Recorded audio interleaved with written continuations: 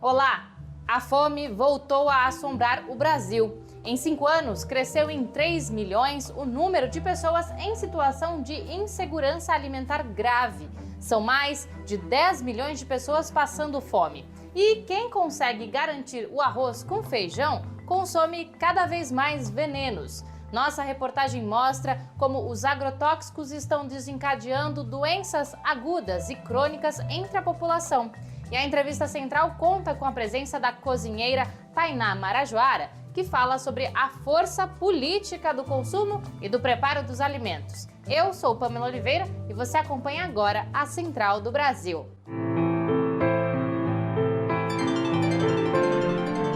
Central do Brasil.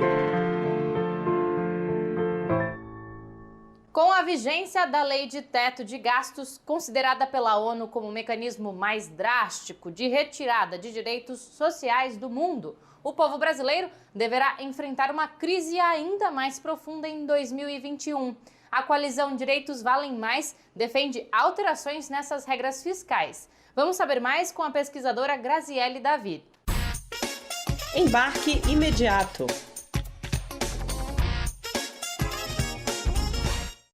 A Coalizão de Direitos Valem Mais, que é composta por mais de 200 organizações da sociedade civil, movimentos sociais, acadêmicos, pesquisadores, elaborou um documento que trata de um piso emergencial mínimo social para o próximo ano, cobrindo 4 áreas: saúde, educação, assistência social e segurança alimentar e nutricional. A razão dessa elaboração é que a situação da pandemia de Covid-19 não vai acabar em 31 de dezembro, ainda teremos possivelmente novos casos e o que é mais grave, que são as pessoas que estão sequeladas diante da pandemia. Ainda, além disso, vai ser necessário produzir novas vacinas, talvez medicamentos, e associado a isso também temos uma situação social muito importante, que é a quantidade de desempregados. O país já passou de 10 para 12 milhões de desempregados e também o aumento da fome. Um recente levantamento do IBGE mostrou que já somos mais de 10 milhões de pessoas em situação de fome. A intenção da coalizão é que essa proposta, esse piso mínimo, seja incorporado na Lei de Diretrizes Orçamentárias e na Lei Orçamentária Anual para 2021, no montante de 665 bilhões para essas 4 áreas, o que vai ser um valor ali pelo menos 65% maior do que o governo vinha prevendo, até porque ele não fazia previsão de uma renda básica. Alimentos caros, baixo poder de compra. A luta contra a fome encontra forças na solidariedade. Afonso Bezerra mostra como na Semana Internacional da Alimentação, entidades e movimentos se organizaram para denunciar o aumento da insegurança alimentar no país. Trilhos do Brasil. A semana foi de intensa mobilização. A campanha Gente é para Brilhar, não para morrer de fome, começou no último dia 12 uma série de movimentações virtuais. O objetivo do ato é denunciar o avanço da fome na sociedade brasileira e o desmonte de políticas públicas, fortalecer as campanhas de solidariedade e avançar na formação de uma frente ampla em defesa da vida. Durante os dias 17 e 18, a campanha vai intensificar as doações de refeições, com um marmitaço em diversas capitais. Bianca Lima, integrante da campanha, diz que a meta central é fortalecer agentes locais no apoio à população mais pobre. Então, hoje, até domingo, a gente tem como atividade principal potencializar esses agentes locais e conseguir distribuir alimentos in natura ou marmitas para a galera que está mais sofrendo com esses impactos, né? A galera da periferia, o povo preto, o povo pobre. Em São Paulo, movimentos populares e atletas realizaram uma intervenção na zona oeste da cidade pedindo fora Bolsonaro pelo combate à fome, dentro da Jornada Nacional de Lutas Periferia Viva contra a Fome. Com os motes O Preço da Comida nas Alturas e a Periferia na Corda Bamba, a ação foi realizada a aproximadamente 90 metros de altura. As ações, que aconteceram simultaneamente em 19 estados, alertaram sobre o aumento da fome, o alto preço dos alimentos e criticaram a redução do auxílio emergencial em plena pandemia. As mobilizações ocorrem no momento em que o país volta a figurar no mapa da fome. Em 5 anos, cresceu em 3 milhões o número de pessoas em insegurança alimentar. O menor número foi registrado em 2013. Hoje, cerca de 10 milhões de brasileiros estão em situação de insegurança alimentar grave. E você, já conhece a literatura nicaragüense? E o que você sabe sobre a Revolução Sandinista? Confira a indicação de leitura da jornalista Michele de Mello, direto de Florianópolis. Parada Cultural. Nesse Parada Cultural de hoje, eu queria fazer uma sugestão literária. A dica é de ler o livro O País Sob a Minha Pele, da poeta e escritora nicaragüense Gioconda Belli. Nesse livro, ela narra um pouco como foi o período prévio à Revolução Sandinista na Nicarágua, no final dos anos 70. Ela foi uma das militantes da Frente Sandinista de Liberação Nacional e fala um pouco sobre todos esses conflitos políticos e os movimentos que os próprios revolucionários tiveram que fazer para conseguir vencer a ditadura da família Somoza. Além de falar justamente sobre toda a conjuntura política no país no final dos anos 70, a Gioconda Belli também comenta dos seus próprios conflitos como mulher, militante e mãe que participou ativamente desse processo revolucionário.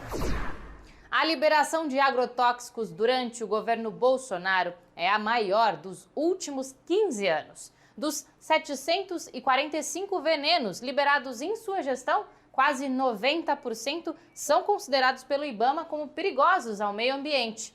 E o veneno que vai para o solo e para a comida também prejudica a saúde de quem trabalha no setor e de quem consome os alimentos.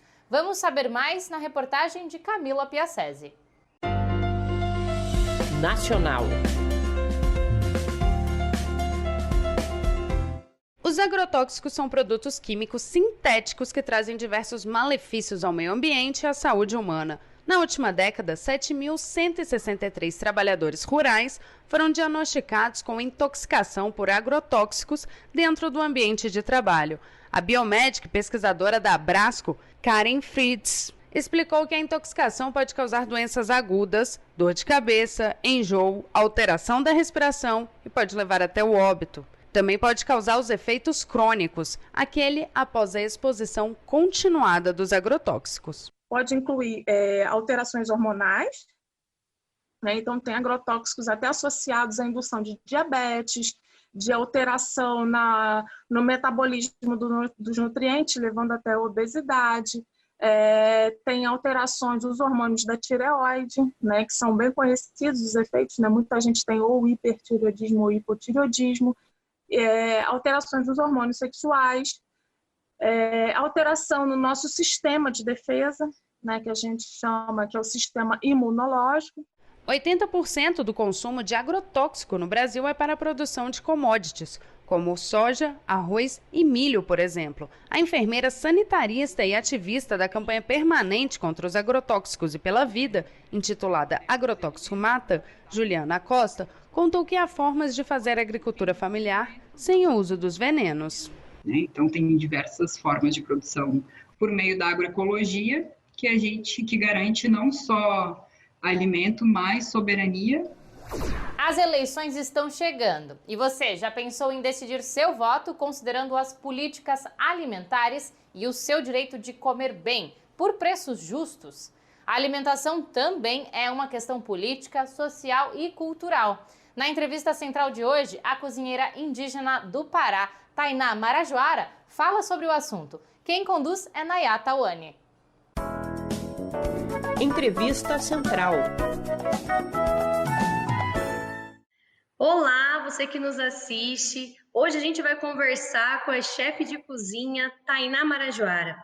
Ela que é fundadora do Ponto de Cultura Alimentar Yacitatá, em Belém, na capital do estado do Pará. E qual a importância desse conceito, né, da cultura alimentar para a gastronomia em si?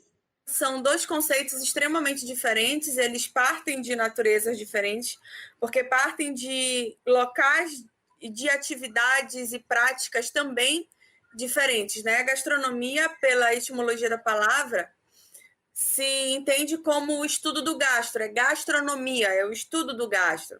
e que se convenciona como estudo do sistema alimentar. Então, gastronomia não é sinônimo de agronomia, gastronomia não é sinônimo de nutrição, e tampouco gastronomia é sinônimo de agroecologia.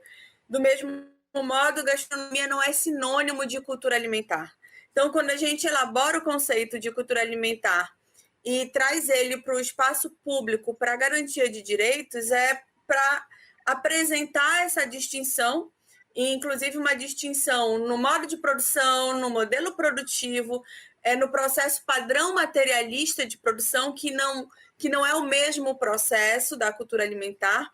Então, fazem parte da gastronomia qualquer espaço gastronômico, qualquer produto que se coma. No caso da cultura alimentar, a gente parte de um outro processo de produção, que tem a ver com uma produção simbólica, uma produção territorializada. Você mencionou aí, né, sobre como a gente entrelaça, né, a cultura alimentar com a política. Queria que você explicasse o porquê a escolha dos nossos alimentos também é uma escolha política, o ato de comer também é um ato político. O que acontece é que o ato de se alimentar, ele é um ato político também, não só de se alimentar, mas de cozinhar, essa própria escolha, essa possibilidade de escolha, porque para uns essa escolha ela existe, para outros essa escolha ela é impossível. Então, tudo isso são reflexões políticas e desses processos de inclusão e de exclusão, de acesso e inacessibilidade, de poder econômico ou de empobrecimento da população. E o mesmo vale para quem tem a possibilidade de escolha de entender de onde que vem esse alimento, se a pessoa está financiando um processo produtivo de fortalecimento de base comunitária, de agricultores sem veneno, está distribuindo renda e fortalecendo, por exemplo, a luta pelo protagonismo das mulheres, as questões de gênero, porque tudo isso tem a ver com a escolha desse alimento, principalmente para povos originários e comunidades tradicionais e assentadas e áreas de ocupação da reforma agrária, que não dá para ter alimento saudável vindo de terra grilada. O modelo de produção de alimentos ele é insustentável e o Brasil com índices alarmantes de contaminação por agrotóxico, onde aquilo que é banido no resto do mundo é considerado defensivo agrícola aqui.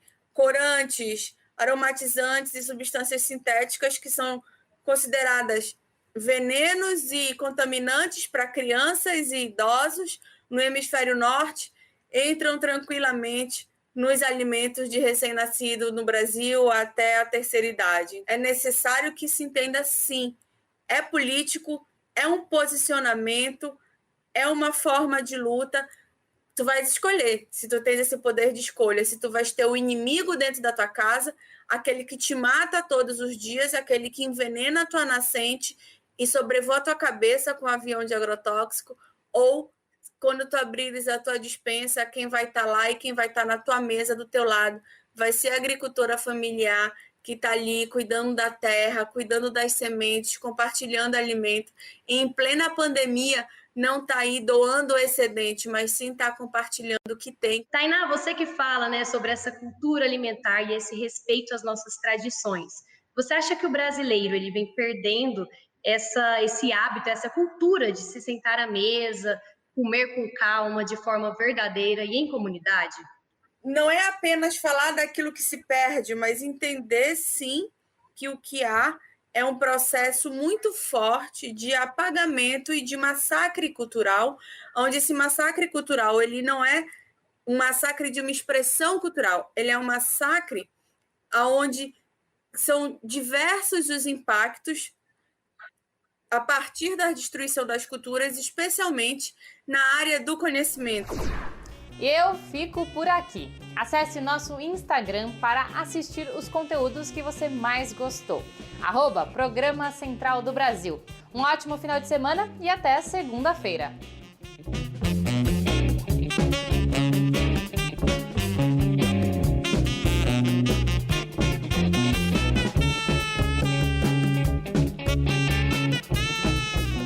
Central do Brasil, a rede de comunicação dos movimentos populares.